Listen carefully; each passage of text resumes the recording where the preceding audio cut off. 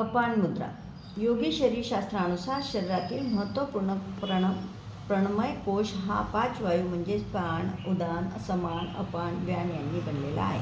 शरीरातून घाम, मलमूत्र यासारख्या त्याज्य पदार्थाचे विसर्जन अपान वायूच्या मदतीने होते. अपान मुद्रेमुळे त्याज्य पदार्थाचे विसर्जन होऊन शरीर शुद्ध होते. कृती, मध्यमा आणि अनामिकेचे टोक अंगठ्याला जोडून ही मुद्रा होते.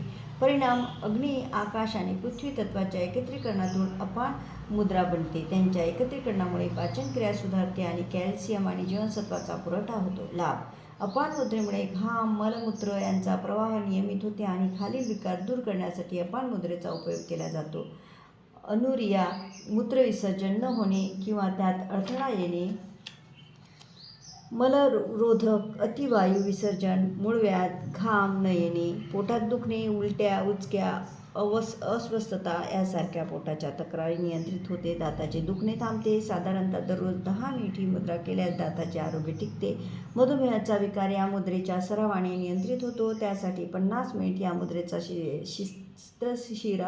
सराव आणि त्यानंतर 15 मिनिटे प्रणव मुद्रा करावी. तसेच 30 मिनिट प्राणायाम करावा. आयुष्यभर ह्या मुद्रांचा सराव केल्यास मधुमेह नियंत्रित राहतो. अर्धशिशीचा विकार, अपान मुद्रा आणि ध्यान मुद्रा प्रत्येकी अर्धा तास दररोज करून बरा होतो. सुरक्षित वेदनारहित प्रसूतीसाठी गरोदर स्त्रीने दररोज 10 मिनिट ही मुद्रा बाळंतपणाच्या तारखेच्या आधी 1 महिन्यापासून करावी. थँक्यू.